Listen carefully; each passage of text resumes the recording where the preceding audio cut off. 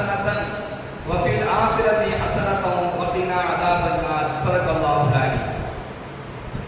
கண்ணியமிக்க அல்லாஹ்வின் நல்லடியார்களே, சகோதரர்களே, வ ஃபில் ஆখিরাতি ஹஸனத்தன், யா அல்லாஹ் மறுமை நாளையில் எனக்கு நற்பாக்கியங்களை நீ வழங்குவாயாக என்ற துஆவை நாம் பார்க்க முடியும். நபிகள் நாயகம் ஸல்லல்லாஹு அலைஹி வஸல்லம் அன்னவர்கள் எல்லாம் வல்ல இறைவன் மறுமை நாளில் யார் யாருக்கெல்லாம் நற்பாக்கியங்களை வழங்குவான், அந்த நற்பாக்கியங்களை பெற்றுக்கொள்ளக்கூடிய அந்த நபர்கள் யார் என்பதாக நமக்கு சொல்லும் பொழுது ஒரு விஷயத்தை, ஒரு ஹதீஸை பெருமானார் ஸல்லல்லாஹு அலைஹி வஸல்லம் அவர்கள் சொல்கின்றார்கள். மறுமை நாளையில ஹஸரத்னா உஸாமா இப்னு ஸைத் ரலியல்லாஹு அவர்கள் இதை அறிவிக்கின்றார்கள். மறுமையில ஒரு மனிதர் கொண்டு வரப்படுவார். மறுமையில ஒரு மனிதர் கொண்டு வரப்படுவார். அவனை தூக்கி நரகத்தில் வீசப்படும். நரகத்தினுடைய காவலாளிகள் என்ன செய்வாங்க? அவனை தூக்கி நரகத்தில் வீசுவாங்க. நரகத்தில் தூக்கி வீசப்பட்ட உடனேயே அந்த நரகத்தினுடைய அந்த ஜுவாலைகள், அந்த நரகத்தினுடைய நெருப்பினுடைய வெப்பங்கள் அவன் மேல பட்ட உடனேயே அவனுடைய குடல்கள் எல்லாம் வெளியே வந்து விழுந்து, அதுக்கு பின்னாடி என்ன நடக்கும் அப்படின்னு சொன்னா, அந்த கீழே விழுந்து அவனுடைய குடல்களை சுத்தி சுத்தி என்ன செய்வான், அவன் வந்துகிட்டே இருப்பான் என்பதாக நபிகள் நாயகம் ஸல்லல்லாஹு அலைஹி வஸல்லம் சொல்றாங்க. இப்ப அவன் அந்த குடலை சுத்தியே அவன் வரும்பொழுது நரகத்தில் இருக்கக்கூடிய நரகவாதிகள் அவனை பார்த்து கேட்பாங்கன்னா, உலகத்துல வாழும் பொழுது எங்களுக்கெல்லாம் எதெல்லாம் நல்ல காரியம் என்பதை நீ தான் சொல்லி கொடுக்க, பாவங்களிலிருந்து நாங்கள்லாம் எப்படிலாம் தவிர்த்து இருக்கணும் என்பதை நீ தான் எங்களுக்கு சொல்லிக் கொடுக்க, ஆனா உனக்கு ஏன் இங்க இந்த நிலைமை என்பதாக அந்த நரகவாதிகள் எல்லாம் அவர்கள் ஆண்ட கேட்பாங்க. அப்ப அவர் சொல்லுவானா, உலகத்துல வாழும் பொழுது நல்ல காரியங்களை எல்லாம் உங்களுக்கு நான் சொன்னேன், ஆனா அதை நான் செய்யல. பாவமான காரியங்களிலிருந்து உங்களை நான் தடுத்தேன், ஆனா நான் என்ன செய்யல, பாவமான காரியங்களை விட்டு நான் விலகிக் கொள்ளல. எனவே எனக்கு இங்கே இப்படிப்பட்ட ஒரு தண்டனை கொடுக்கப்படுது என்பதாக அந்த மனிதன் சொல்லுவான் என்ற இந்த செய்தியை நபிகள் நாயகம் ஸல்லல்லாஹு அலைஹி வஸல்லம் அவர்கள் கூறியதாக ஹஜ்ரத் உஸாமா இப்னு ஸைத் ரலியல்லாஹு அவர்கள் அறிவிக்கின்றார்கள். புகாரியிலே இந்த ஹதீஸ் இடம்பெறும்.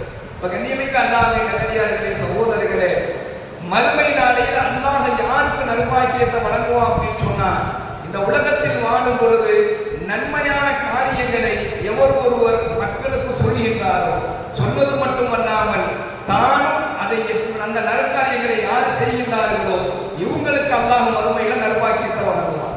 நான் மற்றவங்களுக்கு நல்லது சொல்லுவேன், நான் மற்றவங்களை என்ன செய்வேன், பாவத்திலிருந்து நான் தீமையிலிருந்து தடுப்பேன், நன்மையை ஏவுவேன், ஆனா நான் நன்மையை செய்ய மாட்டேன், நான் தீமையிலிருந்து என்னை பாதுகாத்துக் கொள்ள மாட்டேன் என்கின்ற ஒரு நிலை வந்தால் அவனுக்கு நாளை மறுமையில இந்த கொடூரமான தண்டனை வழங்கப்படும் என்பதை நபிகள் நாயகம் ஸல்லல்லாஹு அலைஹி வஸல்லம் அன்னவர்கள் இந்த ஹதீஸ் வாயிலாக அறிவிக்கின்றார்கள்.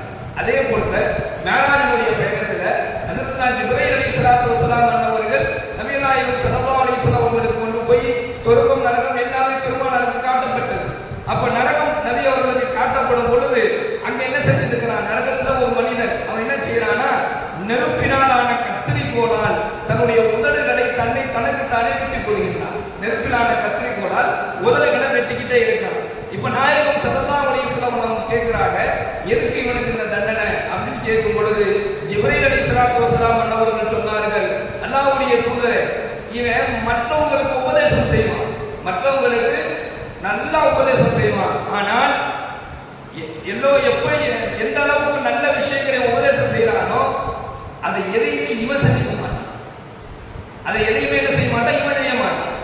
இவன் ஜெயிலுக்குள்ள வெறும் தீமையான பாவமான காரியங்களா இருக்கும், ஆனா மற்றவர்களிடத்துல நிறைய நல்ல உபதேசங்களை செய்து வருவான். எனவே இவனுக்கு இந்த தண்டனை என்பதாக ஆனா மற்றவர்களிடத்துல நிறைய நல்ல உபதேசங்களை செய்து வருவான். எனவே இவனுக்கு இந்த தண்டனை என்பதாக ஜிப்ரீல் அலைஹிஸ்ஸலாத்து வஸலாம் அவர்கள் சொல்லி காண்பிக்கின்றார்கள். அப்ப ரெண்டு தன்மையிலிருந்து நாம நம்மளை பாதுகாத்துக்கணும்.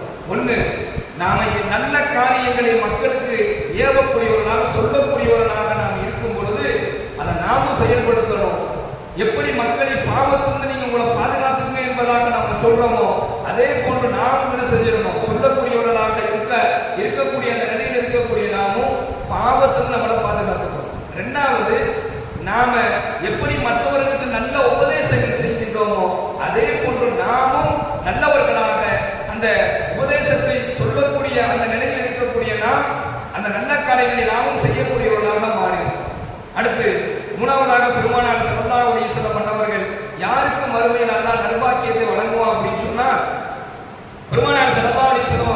வந்து இந்த சகீஃப் என்று சொல்லக்கூடிய ஒரு கிளை கூட்டத்தார்கள் இருந்தாங்க.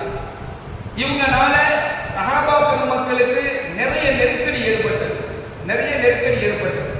அதனால சஹாபாக்கள் வந்து நாயகம் ஸல்லல்லாஹு அலைஹி வஸல்லம் ஒரு சஹாபி ரெண்டு சஹாபி இல்லை, அங்க இருக்கக்கூடிய மொத்த கூட்டமுமே பெருமானார் ஸல்லல்லாஹு அலைஹி வஸல்லம் வந்து அல்லாஹ்வுடைய தூதரே, இந்த சகீஃப் என்று சொல்லக்கூடிய இந்த கூட்டத்தார்களை நீங்க சபிச்சு கொடுங்க அப்படின்னு சொல்லி கேட்கிறார். இந்த கூட்டத்தார்களை நீங்க சபிச்சு கொடுங்க அப்படின்னு சொல்லி கேட்கிறார். பெருமானார் ஸல்லல்லாஹு அலைஹி வஸல்லம் மன்னவர்கள் எதுவுமே சொல்லாம அல்லாஹ்ட்ட கையேந்துறாங்க. ஏன் அல்லாஹ், அல்லாஹும்ம ஹிதி சகீஃபா, அல்லாஹும்ம ஹிதி சகீஃபா, அல்லாஹும்ம ஹிதி சகீஃபா என்பதாக 3 முறை தன்னுடைய கைகளை ஏந்தி துஆ செய்றாங்க. இந்த துஆவோட பெருமானார் என்ன கேட்கிறாங்க அப்படின்னு சொன்னா, யா அல்லாஹ், இந்த சகீஃப் என்று சொல்லக்கூடிய இந்த கூட்டத்தார்களுக்கு நீ நேர்வழியை காட்டுவாயாக என்பதாக துஆ செஞ்சுட்டு சஹாபாக்கள்கிட்ட சொல்றாங்க, நான் யாரையும் சபிப்பதற்காக நீங்க அனுப்பப்படல. சஹாபாக்கள்லாம் பார்க்குறாங்க, சபிச்சு விடுங்கன்னு தானே சொன்னோம், என்ன ஸல்லல்லாஹு அலைஹி வஸல்லம் துஆ செய்யாங்களே. இப்பதான் நாயகம் ஸல்லல்லாஹு அலைஹி வஸல்லம் அன்னவர்கள் யாரையும் சபிப்பதற்காக நீ நான் அனுப்பப்படல. ஒண்ணு. இரண்டாவது, சாபம் விடுபவர் என்னை சார்ந்தவர் அல்ல என்பதாகவும் ஸல்லல்லாஹு அலைஹி வஸல்லம் சொல்றாங்க. சாபம் விடக்கூடியவரை நபி அவர்கள் நிறுத்திருக்கின்றார்கள். யாரும் யாரையும் சபித்து விடாதீர்கள், யாரும் யாருக்கு செஞ்சிடாதீங்க, பாதிக்கப்பட்டவரை தவிர நீங்க யாருமே என்ன செஞ்சிடாதீங்க, வீணான முறையில் நீங்க சபிக்காதீங்க என்பதாக ஸல்லல்லாஹு அலைஹி வஸல்லம் சொல்லிட்டு சொல்றாங்க. எவர் ஒருவர் சபிப்பதை, அடுத்தவரை சபிக்காமல் வாழுகின்றாரோ, அடுத்தவரை சாபமில்லாமல் வாழுகின்றாரோ, இவருக்கு நாளை மறுமை நாளையில அல்லாஹ் சிறந்த நற்பாக்கியத்தை வழங்குவான் என்பதாக நபிகள் நாயகம் ஸல்லல்லாஹு அலைஹி வஸல்லம் அவர்கள் சொல்லி காண்பிக்கின்றார்கள். கண்ணியமிக்க அல்லாஹ்வின் நல்லடியார்களே, சகோதரர்களே, இந்த நற்குணங்களை அல்லாஹ் நமக்கு வழங்குவானாக.